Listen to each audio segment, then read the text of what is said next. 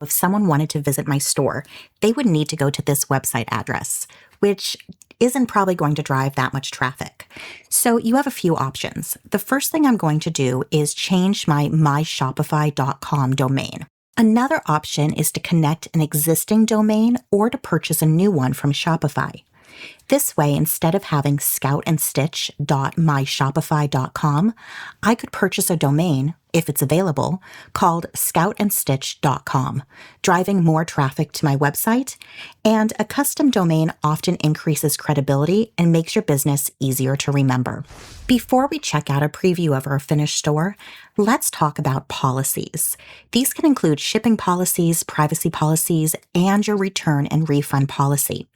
The first thing you'll want to do is click on Manage and select what your return window is and what your return shipping cost is.